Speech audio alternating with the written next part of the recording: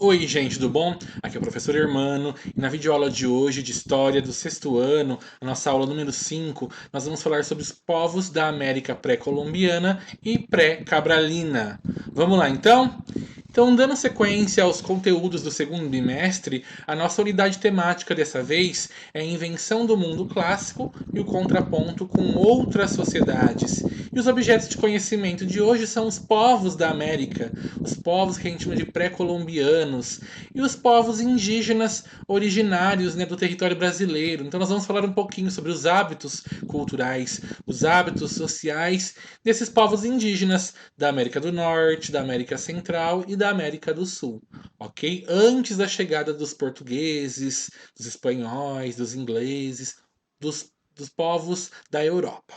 Então, as habilidades de hoje é a habilidade 7A e 7B do sexto ano, que é identificar as diferentes formas de linguagem, registros, técnicas e artes nas sociedades antigas das Américas, reconhecer a importância da tradição oral, da cultura material e escrita para a transmissão da memória e do conhecimento entre diferentes sociedades antigas. E também nós vamos trabalhar a habilidade 8A e 8B, que é identificar a partir dos mapas os espaços territoriais que esses povos, né, habitaram e ver assim, outros documentos visuais e escritos que revelam as características dessas sociedades indígenas da América. O que elas sabiam fazer de tecnologia, na cultura e na sociedade deles. Beleza? Vamos começar então. Deixa eu começar por uma região que a gente chama de Mesoamérica e região dos Andes. Então, se vocês observarem aí no mapa, a parte que aparece ilustrada, né, destacada em roxo, é o que a gente chama de Mesoamérica, ou seja, o meio da América, é o que a gente chama de América Central, que está ali entre a América do Norte e a América do Sul, onde nós vivemos, né, onde fica o Brasil. E nós vamos falar então dos povos dos Andes, da região andina, que nesse nosso mapa aparece em verde, né, esse litoral do Oceano Pacífico aqui no continente da América do Sul. Então, nessas duas regiões que estão destacadas aqui no mapa, nós vamos ver que surgiram vários povos, né, na antiguidade e que se desenvolveram, criaram uma cultura riquíssima com várias particularidades que vale muito a pena a gente estar conhecendo. Então, assim, antes da chegada dos europeus, né, como eu disse, dos portugueses, espanhóis, franceses, ingleses, por aí vai, na América, aqui já existia pessoas. Então, quando a gente aprende lá na escola o descobrimento da América, né, é um termo, é uma ideia que os historiadores costumam contestar, falar que não foi descoberta, foi conquista, porque foram povos externos que chegaram aqui na América e encontraram outras pessoas, outros povos, outras culturas, né, e dominaram esses povos para depois mandar nesses territórios e originar os países que nós conhecemos hoje em dia. Então, aqui na América toda existiam várias culturas. E quando a gente fala na América do Sul, né, nessa região dos Andes e na América Central, a gente costuma falar que esses povos que viviam aqui eram os povos pré-colombianos. O que quer dizer pré? Antes. Antes de quem? De Colombo. Então, os povos pré-colombianos são todas aquelas pessoas, aquelas povos, culturas que já existiam aqui na América antes do Cristóvão Colombo vir, né, com as suas caravelas, amando do governo espanhol para descobrir, né, entre aspas, a América e começar a colonização do continente americano. Então, grande parte dos historiadores acreditam, né, que as mais antigas sociedades da América se formaram nessa região que está destacada aí no mapa, né, na Mesoamérica e nos Andes. Então, há pelo menos 5.000 anos atrás, já existem registros de sociedades, de ocupações humanas nessas áreas. E aí a gente vai ver que o poder era centralizado na mão de alguns governantes nessas populações. Então, se essas populações surgiram nessa região dos Andes, da Mesoamérica, é devido às condições climáticas, ecológicas, né, que eram bem particulares e permitiram que esses povos se instalassem nessa região, domesticassem os primeiros tipos de alimentos, como por exemplo o milho, e aí desenvolvessem a agricultura. E com essa agricultura que foi desenvolvendo toda uma cultura, uma divisão social de grupos, de classes, onde alguns eram mais importantes que o outro, e esses mais importantes exploravam esses menos importantes. Então nós vamos ver que os governos que vão surgir, né, nesses povos aqui da América Central e da região dos Andes vão ser governos teocráticos, ou seja, que o líder era considerado um deus, alguém divino que estava ali, né, para comandá-los. Em homenagem a eles, então, esses povos vão construir grandes monumentos, grandes construções arquitetônicas, que nós vamos falar já já. Então, uma das sociedades mais antigas que surgiu nessas regiões que nós estamos falando, aqui no caso da Mesoamérica, foi lá na região do Golfo do México, por volta de 1200 anos atrás, né, tinha uma cultura, um grupo, uma sociedade chamada os Olmecas. Os Olmecas, eles viveram ali naquela região e influenciaram aquela região de 1200 a 400 antes de Cristo. E eles eram ótimos artesãos, eles faziam muitas esculturas, estátuas em pedras, em cerâmica, para usar nas suas cerimônias religiosas. E a gente vai perceber que essa cultura deles foi copiada por vários povos na região que vieram depois. Então, o povo Olmeca, né, eles tiveram como principal centro político, a cidade mais importante deles, a cidade de Laventa, né? Mas que com o passar do tempo ela entrou em colapso e foi, né, conquistada, substituída por outros povos da região. No caso, os zapotecas. E aí, esse novo povo que eu citei para vocês vão, né, os zapotecas, criar outras cidades, outros centros políticos importantes, onde um deles foi, né, Monte Alban. Então, se vocês olharem aqui nas imagens do nosso slide, a gente consegue ver uma cabeça colossal, ou seja, uma cabeça gigante de pedra, que tem mais ou menos uns 3 metros essa cabeça de altura, onde esse povo Olmeca tão antigo, né, esculpiu esse rosto. E olha como isso durou até hoje em dia, né, resistiu ao tempo. E a gente consegue ver também ruínas de pirâmides, de templos zapoteca, né, em Monte Alban.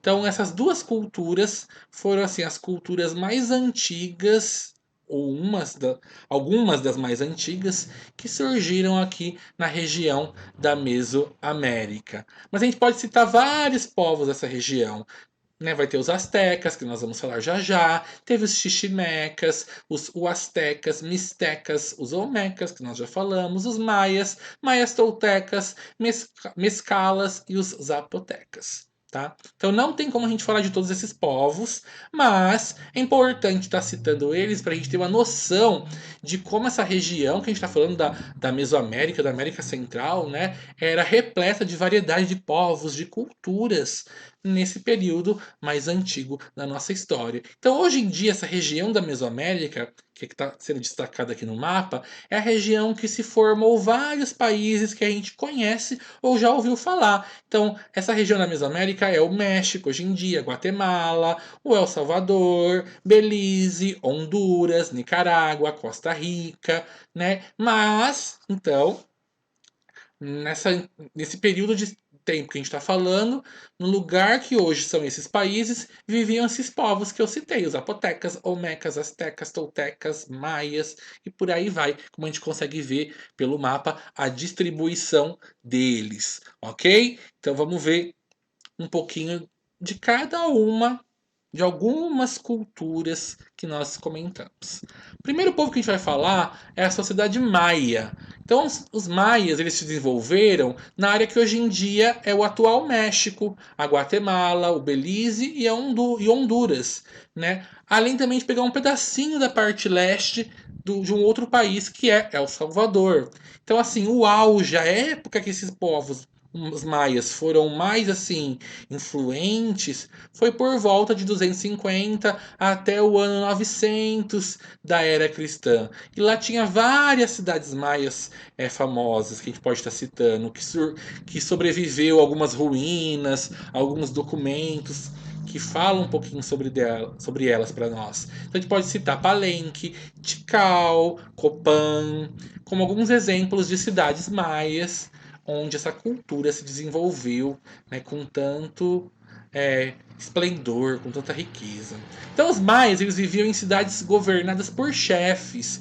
Cada cidade tinha o seu chefe, que tinha aquele poder de forma hereditária, que já vinha passando de geração após geração pela sua família. Então, o chefe dessas cidades, eles tinham força, né, função tanto política, de governar, mandar na cidade, quanto também eles tinham função religiosa, ou seja, ser o responsável por fazer alguns rituais importantes para a cultura, para a religião maia. E aí então, esse líder de cada cidade, para ele tomar alguma decisão, ele consultava um conselho que era composto por vários líderes das tribos menores que viviam ali naquela região.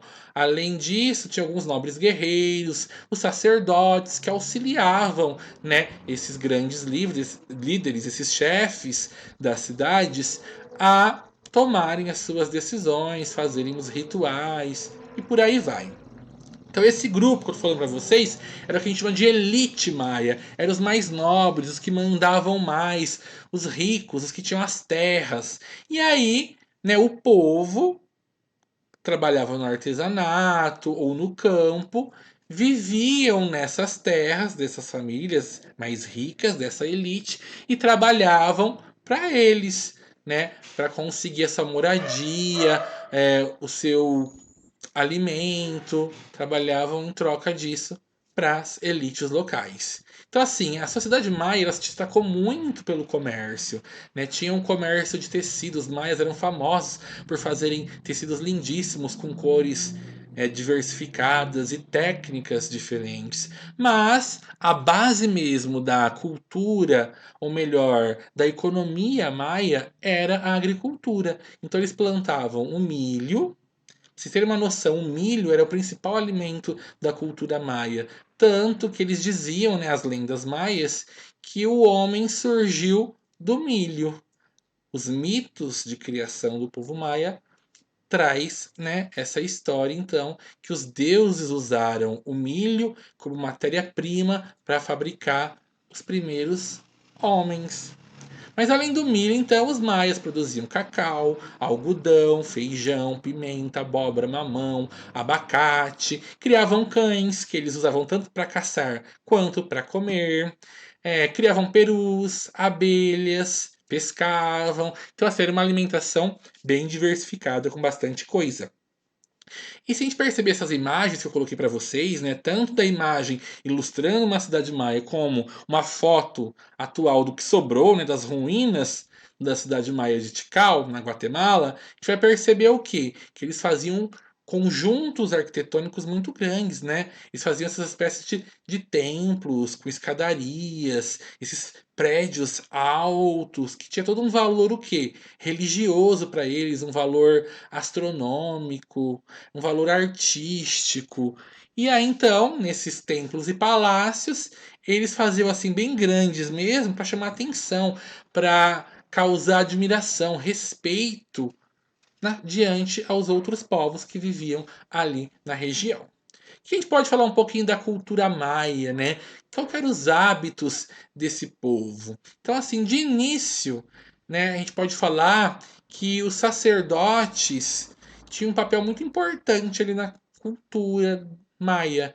Por quê? Porque eles que explicavam os fenômenos da natureza, buscavam entender os planetas, os astros, explicar o que acontecia ao redor deles. Então, os maias, os sacerdotes maias, se destacaram muito na matemática e na astronomia daquela época. Pra vocês terem uma noção, eles criaram um símbolo já naquela época que seria uma espécie de zero, né? Um símbolo para representar o nada, para ajudar nos cálculos matemáticos deles. Além disso, eles já conheciam os movimentos do Sol, da Lua, de alguns planetas, como Vênus, já sabia, já entendia os eclipses solares e os eclipses lunares, tanto que os maias tinham dois calendários, e eles usavam esses dois calendários ao mesmo tempo. Um era um calendário sagrado, com 260 dias, e o outro era um não religioso, né, um solar com 365 dias, assim, próximo do calendário nosso. E aí, graças a esses calendários, os sacerdotes indicavam qual que era a melhor época de plantar, qual que era a melhor época de semear, de colher.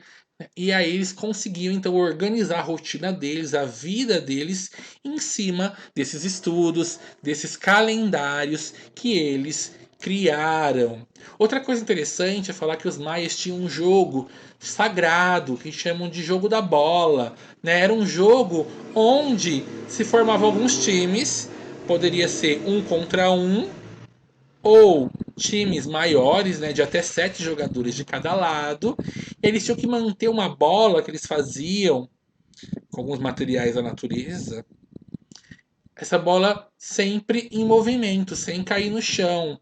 E eles só podiam bater nessa bola com algumas partes do corpo, né? Então, a bola deveria ser sempre batida, rebatida com o peito, com as coxas e com o quadril. Não podia usar as mãos ou os pés, né? Eles tinham que ficar rebatendo essa bola, não deixar cair. Quanto menos caísse, mais pontos aquela equipe tinha, mantinha e era então a vencedora, a equipe que menos derrubasse a bola, que menos cometesse faltas. Mas se vocês observarem na imagem aí, tinha umas espécies de aros que era tipo o gol deles, né? O objetivo era tentar fazer essa espécie de gol, mas era bem difícil, tá? Então eu trouxe para vocês a imagem que simula um jogo maia, de jogo da bola, e ruínas, né? Uma imagem do que foi um campo de bola na cidade de Monte Alban, no México, beleza? Mas além disso, os mais desenvolveram outras coisas. Eles tinham uma escrita própria, que passava a ideia de sons. Eles tinham essa escrita formada por vários símbolos que eles esculpiam nas pedras esses símbolos, tá? E usavam então para registrar o dia a dia deles.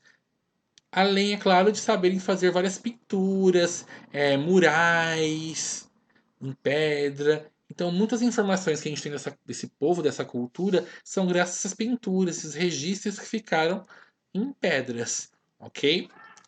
E os maias? Vamos falar agora então da religião maia. Então, segundo a lenda, a mitologia maia, o homem foi criado do milho.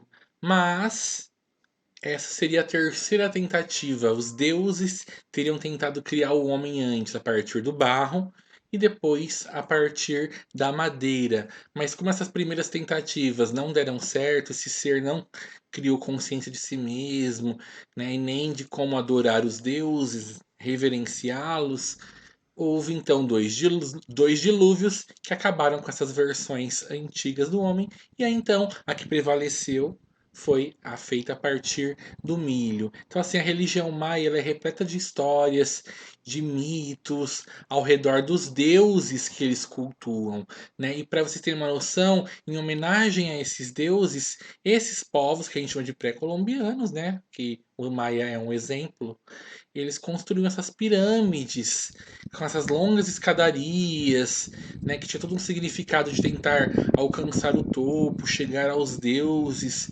para reverenciar as suas divindades. E lá era muito comum eles fazerem alguns rituais para os seus deuses. E um deles, que para nós hoje em dia, né, parece polêmico, era o sacrifício humano.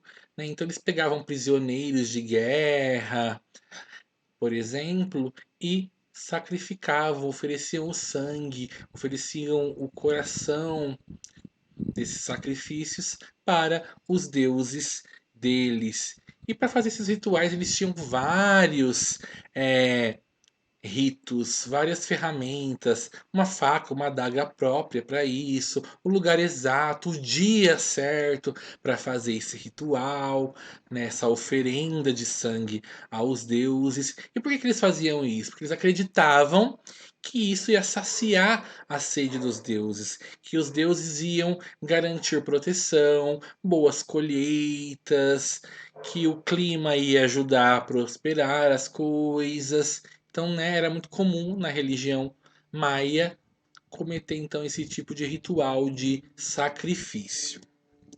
E aí fala, o que aconteceu com os maias? Bom, eles foram declinando, né? O povo de lá foi sumindo, mas os historiadores ainda não têm uma explicação própria com 100% de certeza para explicar o que houve que levou o fim, o declínio das cidades maias. Então, algumas hipóteses, algumas ideias sugerem que surgiu epidemias de doenças na região, ou que outros povos invadiram ali a cidade maia, as cidades maias, e obrigaram essa população, né, a sair de lá, a mudar para outro lugar e abandonar tudo aquilo que eles tinham construído, tá? Então, se vocês observarem essas fotos do slide, mostra um observatório, né, em Chichen Itza, no México, e também uma espécie de uma igreja, também no mesmo lugar, ok? Então, olha só como a cultura maia era riquíssima, né? Então, assim, os maias, eles cultivavam, né, o milho, o feijão, produziam artesanato. E hoje em dia, né, nesses países onde teve as cidades do povo maia, existem vários descendentes dessas populações que ainda tentam manter alguns costumes, como o artesanato, a culinária, apesar de outros aspectos, como o religioso, por exemplo, ter se modificado. Eles não acreditam mais em deuses, já foram influenciados por outras religiões, tipo o catolicismo, mas ainda assim tem esses descendentes que tentam manter, né, algumas tradições dessa época. Aqui essa é uma foto, melhor, são algumas fotos da cultura maia, né? De esculturas que eles faziam, pra gente ver como eles já eram muito assim sofisticados para fazer essas coisas. Olha só essas estátuas representando pessoas, deuses, né? Tudo esculpido em pedras e com bastante detalhes. Bom, nós falamos do povo maia, que viveu ali, né, na Mesoamérica. Então a gente vai ver agora os povos andinos, os povos que viveram ali no litoral do oceano, próximo ao Oceano Pacífico, né, na América do Sul. Então, assim, as civilizações andinas são várias culturas, vários povos que se desenvolveram na região que a gente chama de Cordilheira dos Andes, que é uma região montanhosa, que essa aqui é destacada aí no mapa para vocês. Então, hoje em dia, a Cordilheira dos Andes, né, ela pega é, territórios, ela passa por territórios de vários países. O país que vai assim receber a área que vai receber mais culturas nessa época seria a região que hoje em dia, né, é o Peru, tá? Então nesse lugar se desenvolveu várias civilizações.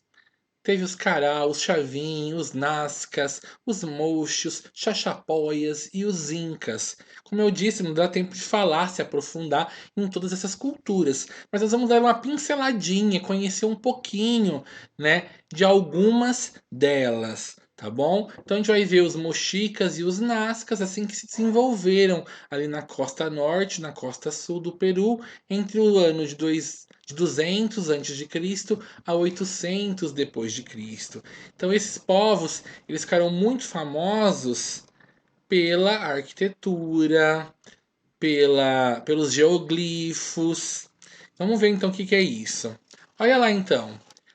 Os povos Caral no Peru, olha algumas ruínas que ficaram dessa época, né? Esculturas, artesanato que esse povo Caral produzia naquela época. Já os Nazcas, além dessa pirâmide que a gente consegue ver aí, eles eram muito bons em fazer geoglifos. O que era isso? Eles desenhavam é, coisas no chão que só dava para ver de longe, de lugar muito alto. Então, por exemplo, essa imagem aí mostra um desenho que representa uma aranha. Eles fizeram vários geoglifos que, se sobrevoar de avião, de helicóptero, eles conseguem ver esse desenho que se formou no solo. Então, eles desenharam macaco, aranha, vários bichos e coisas que faziam parte ali do dia a dia deles, da cultura deles.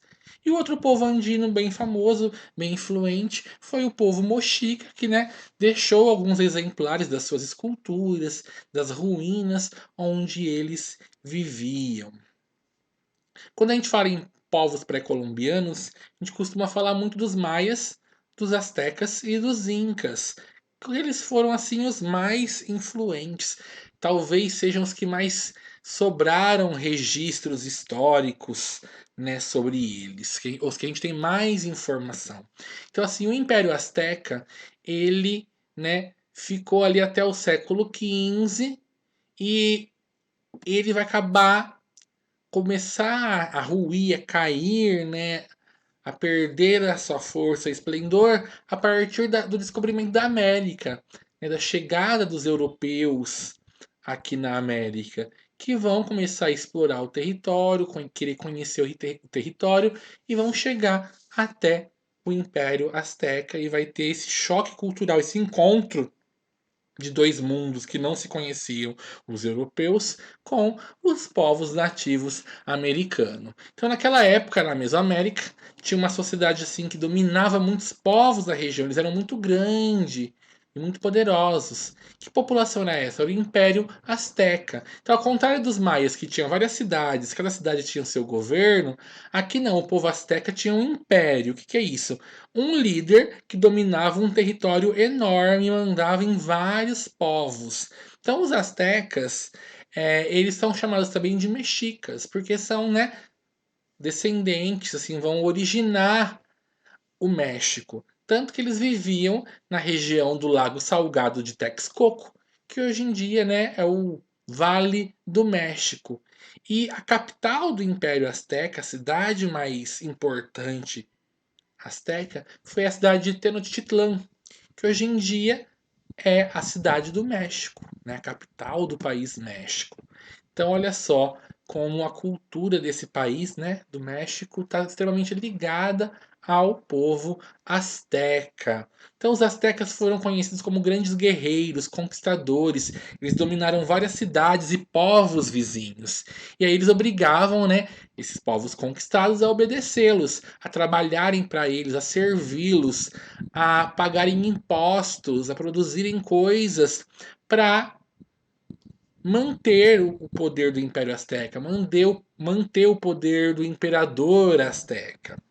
Então, assim, o Império Azteca vai durar até mais ou menos 1521, né, quando os espanhóis vão chegar ali na cidade de Tenochtitlan e vão, né, conquistar aquele lugar, por fim no Império Azteca, tomar o poder do imperador.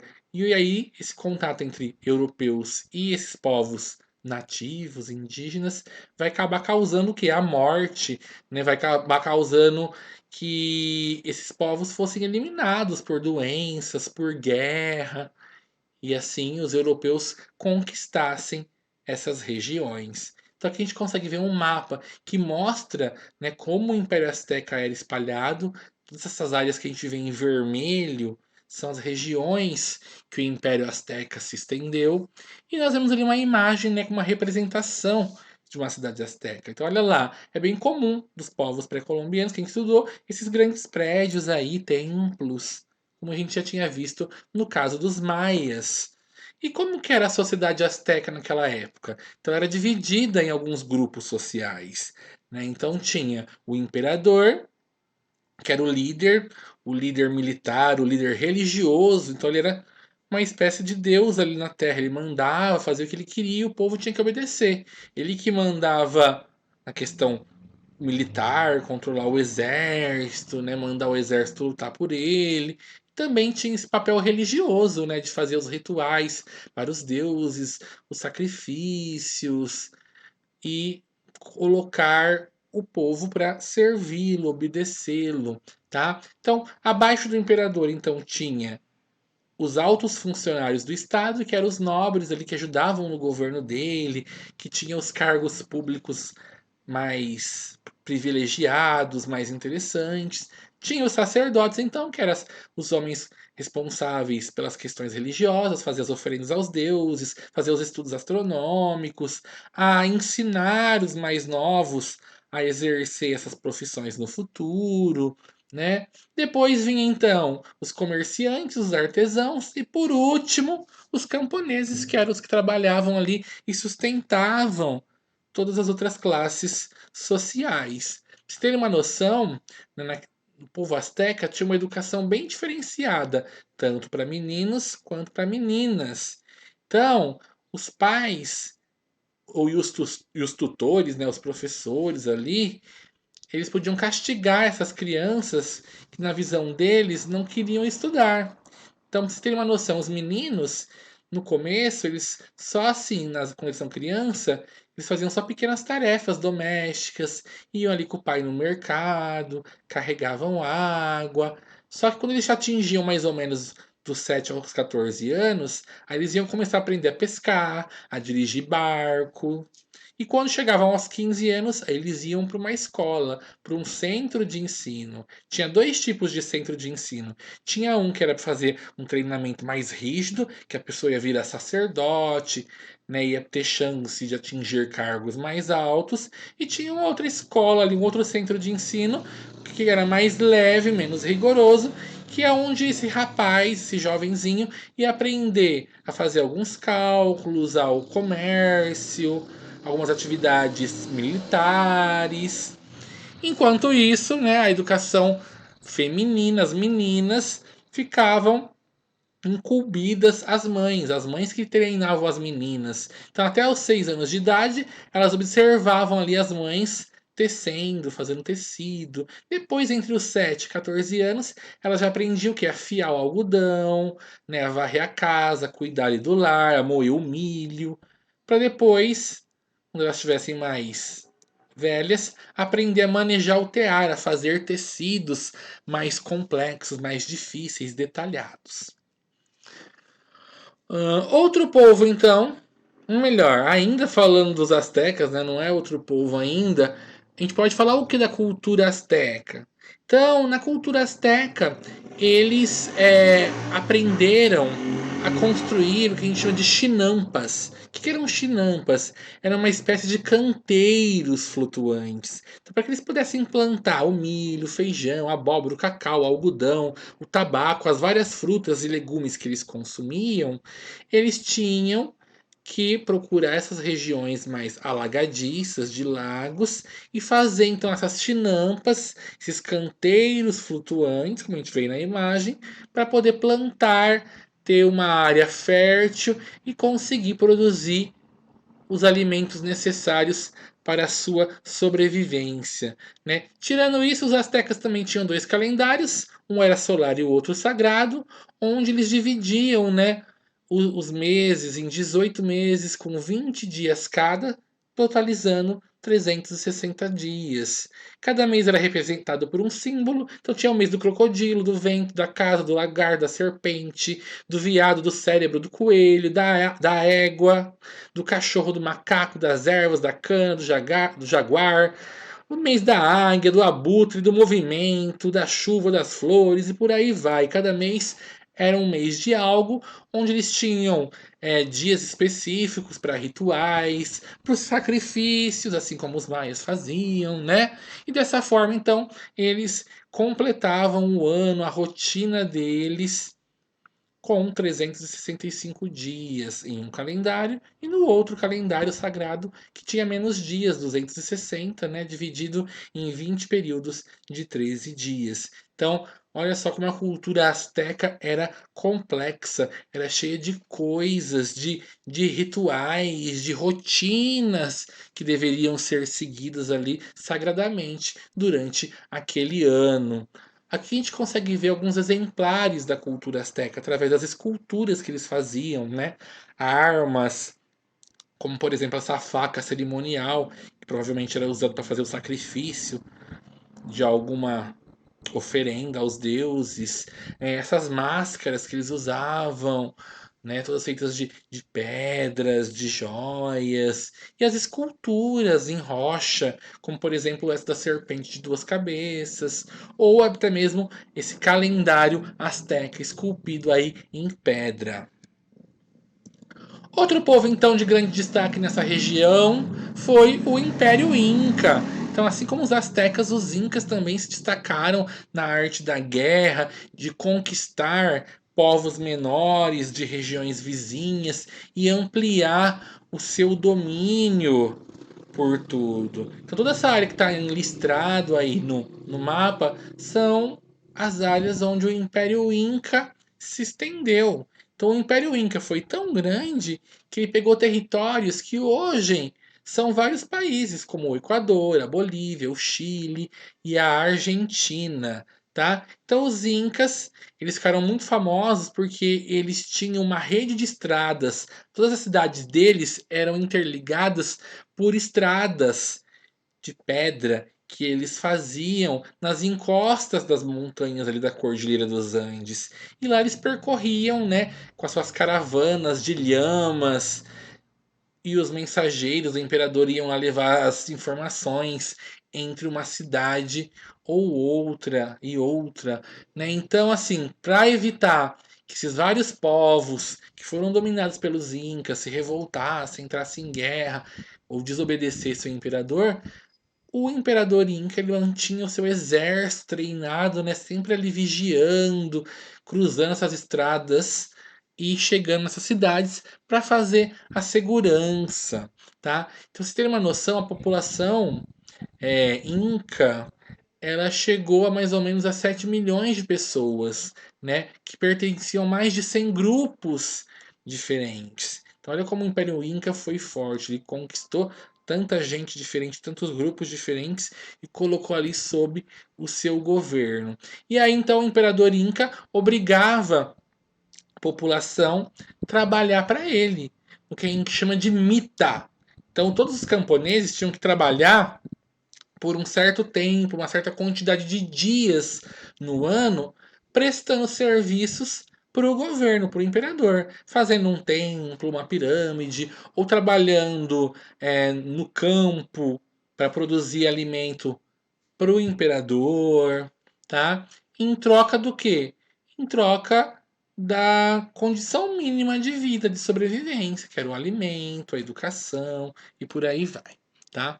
Então essa cidade inca, ela era dividida também em alguns grupos. Então o líder principal da sociedade inca era o imperador, que a gente chama de Sapa Inca. Pra você ter uma noção, quando o imperador morria, os servos dele e as esposas dele eram sacrificadas junto com ele e enterrados lá no templo deles, no Templo do Sol. Por quê? Porque eles acreditavam, né, que o imperador ia ter uma outra vida e que ele ia precisar, né, das suas mulheres, dos seus servos, ajudando eles ali na outra vida. Então, ao contrário dos outros povos, que quando morre um líder, é o filho que herda o trono e continua ali o legado, né, o poder deles, na sociedade inca isso era diferente. Quando o imperador morria, não era o filho que virava o próximo imperador.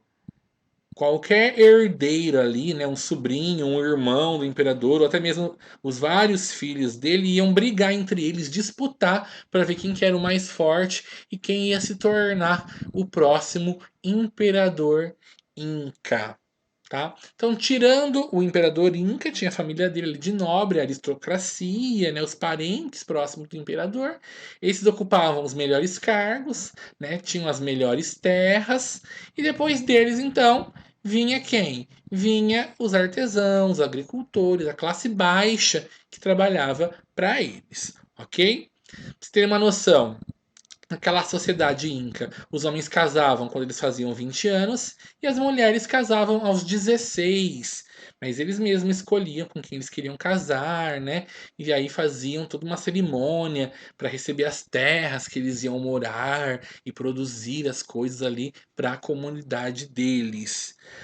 As mulheres, aos 10 anos, as meninas passavam por uma seleção E lá tinha assim, uma escolha das mais inteligentes, das mais bonitas, que aí elas iam ser mandadas para Cusco, que era a cidade, a capital inca. Lá essas mulheres elas iam receber um treinamento, elas iam ser educadas por outras mulheres mais velhas, e aí algumas delas então tinham chance de virar esposas do imperador, ou então virarem esposas de famílias nobres, né? Ou até mesmo de se manterem virgens e virarem é, sacerdotisas, digamos assim, que iam lá cuidar dos templos, ajudar, né, nos templos religiosos, tá?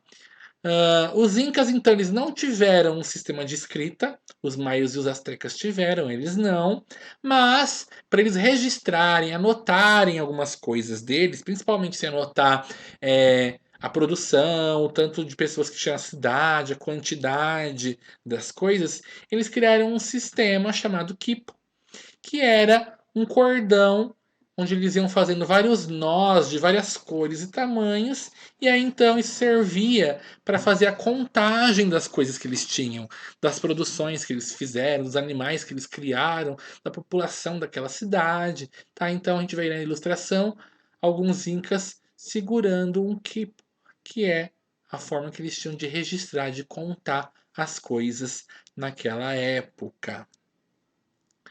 A cultura inca, então, eles viviam da agricultura, eles plantavam as coisas nas encostas das montanhas, né, em terraços, onde eles cultivavam amendoim, tomate, pimenta, abacate, abacaxi, batata, algodão, feijão e principalmente o que? O milho. A gente viu que o milho ali era o que regia a dieta desses povos pré-colombianos, dos maias, dos incas, dos astecas, né? Então assim, o artesanato inca ele era muito sofisticado, tanto na tecelagem, né, nos tecidos riquíssimos, quanto na metalurgia. Então eles produziam muitos objetos de cerâmica, de pedra e até mesmo de metais preciosos, tipo o ouro e a prata, para fazer braceletes, brincos, peitorais, colares, que iam ser usados por quem? Pelos ricos, né? Pelos soberanos, pelos nobres, porque isso era um sinal de distinção de quem era mais importante.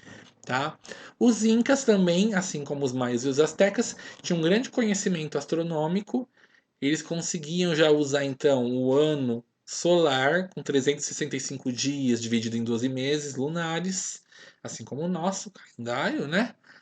E eles tinham várias festas religiosas ali, várias cerimônias, como os demais povos que nós comentamos.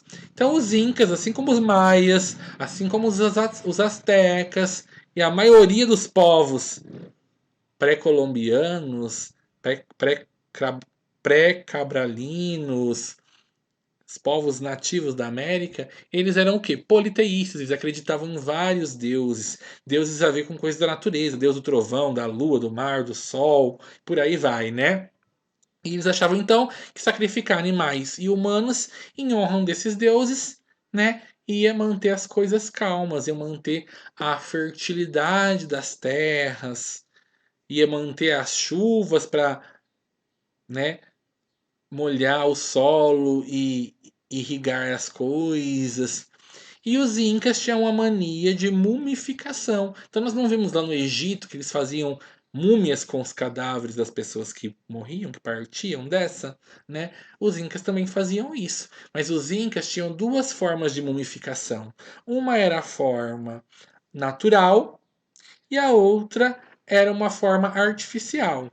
A forma artificial parece a forma que os egípcios faziam. Tira os órgãos do corpo, né, as vísceras do cadáver, defuma aquele corpo, enche de plantas, ervas, óleos e resinas. Mas um outro método bem comum era o método natural. Eles pegavam o corpo da pessoa e deixavam num lugar frio e seco, né, das montanhas dos Andes. Então foi encontrado várias múmias em meio à neve na Cordilheira dos Andes. Já já a gente vai ver a foto de uma múmia de uns 500 anos mais ou menos que foi encontrada, né, em montanhas dos Andes, ok? Então eu trouxe algumas imagens representando uma cidade inca, os artesãos, fazendo produtos e vendendo, além das cerimônias religiosas, né, da cultura inca. Então olha lá, gente. Quando a gente fala na cultura inca, o ponto turístico mais famoso é a cidade de Machu Picchu, no Peru, as ruínas de Machu Picchu. Então, olha, né, muitas pessoas vão lá visitar o Peru e conhecem essas ruínas. E olha só como a gente consegue. Eram lugares altos, montanhosos mesmo, da Cordilheira dos Andes, onde eles montavam as suas casas, os seus templos. E isso resistiu ao tempo, sobreviveu a essas ruínas que estão abertas à visitação. Também ali no Peru, né, na região do Vale Sagrado, tem os terraços, ou seja, o lugar que eles plantavam as coisas deles. E olha ali, né, em formato tipo de uma escada, ou seja, chovia, a água ia escorrendo ali pelos vários degraus e irrigando tudo. E aí eu trouxe algumas imagens de alguns artefatos incas para vocês, de esculturas, vasos, objetos que eles fizeram em ouro, em prata, enfeitaram com pedras preciosas, né? Além de um quipo inca, né? Aquele que foi para vocês os registros feitos através de nós, cordões com nós e várias cores, e ali uma múmia inca, gente. Olha só como essa múmia tá conservadíssima, né? A gente consegue ver a roupa dela, o cabelo, o rosto. Por quê? Porque essa múmia foi feita de forma o que natural, né? Colocado ali o corpo num lugar frio, gelado da Cordilheira dos Andes, ok? Bom, nós falamos da América Central, né? Dos povos da Mesoamérica, dos povos andinos. E aqui na região da América do Sul, onde é o Brasil, o que, que tinha por aqui? Né? Que povos que viviam aqui? Inúmeros povos, várias tribos indígenas diferentes. Não eram que nem as da Mesoamérica, que a gente viu que formaram impérios, né? Com templos, casas de pedra, coisas bem complexas. Aqui na região que hoje é o Brasil, eram vários povos menores, várias tribos menores, famílias, né? Mas que tinham cada um a sua cultura, o seu hábito, a sua língua. Pra vocês terem uma noção, quando os portugueses chegaram aqui na América, né? Na região do Brasil em 1500, existiam mais ou menos entre 3 a 5 milhões de indígenas por aqui, que falavam mais de 1.300 línguas, divididas em mais de 1.000 povos diferentes. Então, a gente chama esse período de período pré-cabralino, ou seja, antes do Pedro Álvares Cabral chegar aqui na região do Brasil, já existia então que milhares, né, de pessoas, de indígenas com várias culturas diferentes. E aí, quando a gente fala em indígenas do Brasil, por esse mapa a gente consegue ter uma noção da diversidade, de quantas culturas diferentes tinham naquela época. Então, olha lá, cada corzinha aí no mapa representa uma tribo diferente, um grupo, né? Então, as regiões que estão em amarelo são os tupis, guaranis, a região que está em laranja é os jé, os verdes são os aruaques, os roxos, os cariris, os rosas, os tucanos, por aí vai. Então, olha quantos povos indígenas diferentes tinham, né, antigamente. E, infelizmente, eles foram sendo dizimados, né, extintos, mortos pelos conquistadores, pelos europeus, que trouxeram com eles doenças, guerras, ou mesmo, né, foram assassinados para terem suas terras roubadas pelos europeus.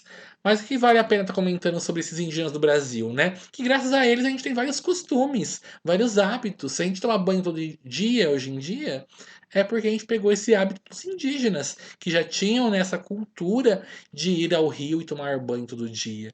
Em outros lugares do mundo, por ser regiões mais frias, por exemplo, a Europa ali, o povo europeu não toma banho todos os dias. E nós não, brasileiros, né?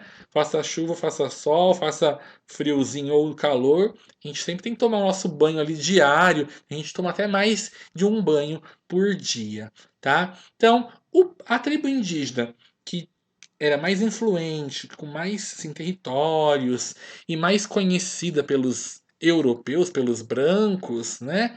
Era a tribo Tupi, porque eles habitavam as regiões que hoje é o Brasil, que os portugueses chegaram ali inicialmente. E a cultura tupi ela é bem assim diversificada, ela tem várias particularidades. Então, por exemplo, naquela época os tupis só casavam entre pessoas da mesma aldeia, da mesma tribo, tá? Um guerreiro, ele podia ter mais de uma esposa às vezes ali na tribo dele. Ia depender muito da influência dele, né? Se ele era um guerreiro muito forte, muito respeitado, tá? Mas uma aldeia com a outra às vezes tinha laços de solidariedade. Eles eram amigas, tinha aldeias que eram aliadas, se uniam em guerras contra outras aldeias. E às vezes não, tinha aldeias que eram inimigas mortais, né? E viviam ali em constante conflito. O povo tupi teve um hábito que causou muito estranhamento para os brancos, para os europeus que aqui chegaram, né? Que é o ritual da antropofagia, ou seja, eles eram assim meio canibais, mas eles, nossa, canibais, eles comiam humanos? Então, né? Não é que eles comiam humanos porque tem fome, porque caçava o humano e comia, fazia parte de um ritual. Então, quando a tribo tupi entrava em guerra com outra, e eles venciam a guerra, capturavam algum inimigo, eles faziam um ritual onde aquela pessoa, aquele inimigo capturado, ia ser sacrificado, né? Ia virar alimento para a tribo toda.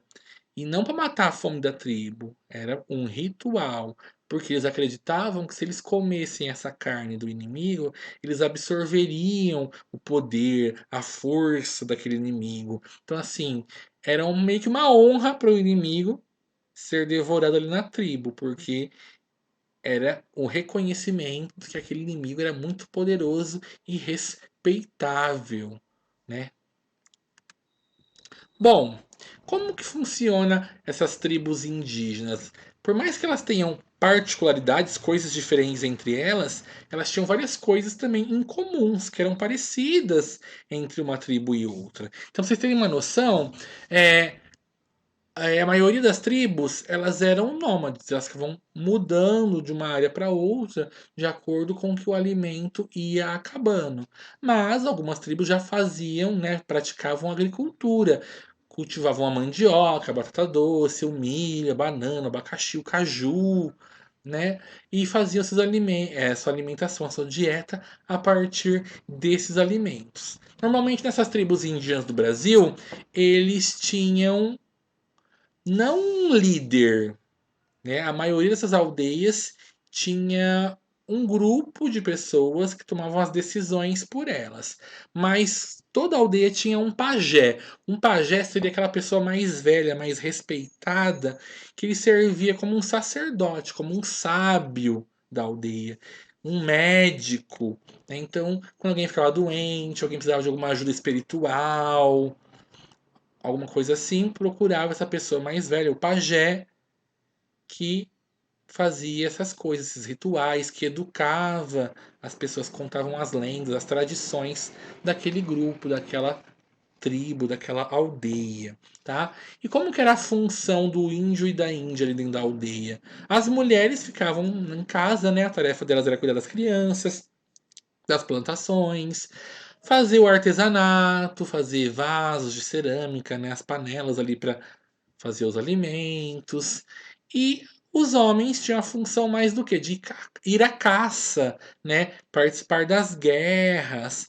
Mas os homens também às vezes faziam artesanatos em algumas tribos. Faziam os cocares, os enfeites e tudo mais. Então aqui eu trago algumas imagens que representam alguns objetos das culturas, das várias culturas indígenas que tem no Brasil, né? Então tem os cocares, os adornos, os enfeites corporais feitos de penas de aves, são sempre assim enfeites bem coloridos, porque aqui na nossa região, né, o que não falta são pássaros diferentes com várias cores diferentes, mas também eles faziam cerâmica, instrumentos musicais, cestos, bonecos de barro, como por exemplo essas bonecas da tribo Carajá. Para finalizar então nossa videoaula, nós vamos falar um pouquinho dos indígenas da América do Norte, ou seja, da região ali dos Estados Unidos, do Canadá, tá? Regiões o quê? Mais frias. Então olha só, na região da América do Norte, assim como na região da América Central, né, da Mesoamérica e da América do Sul, lá também existiu várias tribos indígenas, com várias culturas diferentes. E aí, a gente vê muito em filmes americanos, né, algumas tribos, alguns índios em filme de Velho Oeste, daquelas épocas dos cowboys. Mas a gente vai falar de uma época mais antiga ainda, né? De quando a América ainda nem tinha sido colonizada pelos ingleses, franceses e espanhóis. A América do Norte, no caso. E aí, então, essas tribos tão diferentes viviam espalhadas por todo esse território, vivendo as suas vidas, sua rotina, né, as suas crenças, os seus costumes. Então, quando a gente fala em povos indígenas dos Estados Unidos, olha esse mapa aí com quantos povos diferentes tinham lá naquela região, né? Mas se a gente for destacar alguns, a gente pode falar dos Apaches, dos Creeks, dos Cherokee, dos Cheyenne e por aí vai, tá? Então, qual que é a diferença assim, entre a cultura indígena norte-americana da nossa, por exemplo? Então, enquanto os nossos índios brasileiros viviam em ocas feitas de palha, às vezes feitas de madeira, né? Tinha tribo indígena no Brasil que viviam todos numa cabana só. Tinha tribo que vivia em cabanas, cada família em uma cabana diferente.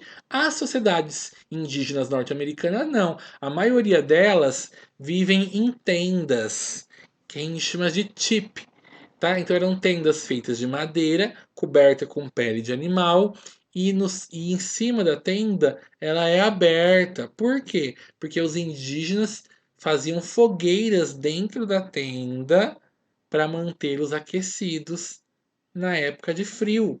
Se a gente for, né, considerar, os indígenas norte-americanos, naquela região que eles vivem, tem várias épocas do ano ali, estações que fazem muito frio, que até neva. Então esses indígenas, eles usavam roupas de pele de animais para se manter aquecidos, faziam fogueira então dentro das suas tendas, diferente dos índios do Brasil, que não tem um inverno tão rigoroso, tanto que os indígenas brasileiros nem usam roupa, né? Na maioria das tribos não usava roupa. Por quê? Porque não precisava. O clima, a cultura deles era diferente da norte-americana.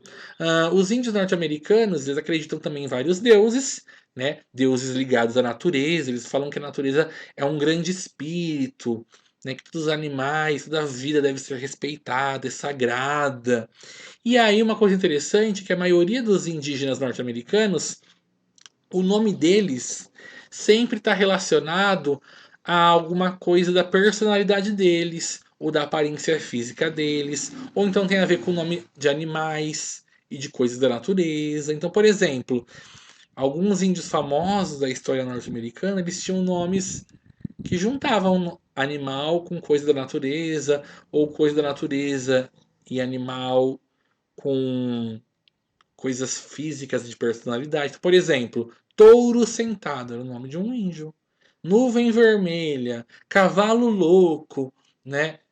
Era assim que eles se batizavam entre eles.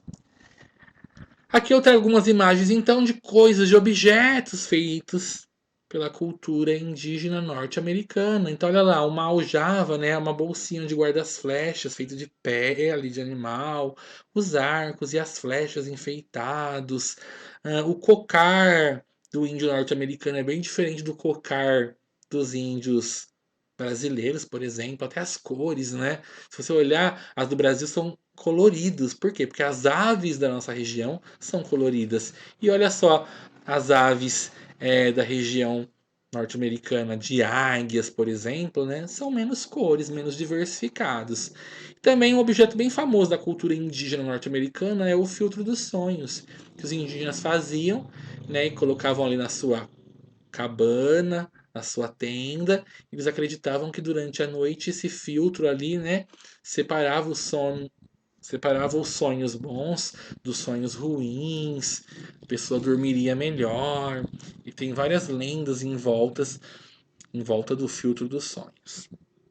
Bem, espero que vocês tenham gostado dessa videoaula, entendido sobre a diversidade cultural, né, indígena aqui no nosso continente, tanto de norte a sul, visto que existiram várias culturas antes da chegada dos europeus e que elas eram o quê? Riquíssimas. Ok? Então aguardo vocês na nossa próxima videoaula. Espero que vocês tenham conhecido um pouquinho mais sobre a história do mundo e respondam as minhas atividades e me enviem então, né, pelo Facebook ou pelo WhatsApp, como de costume. Ok? Até a nossa próxima videoaula. Então, um grande abraço. Tchau, tchau.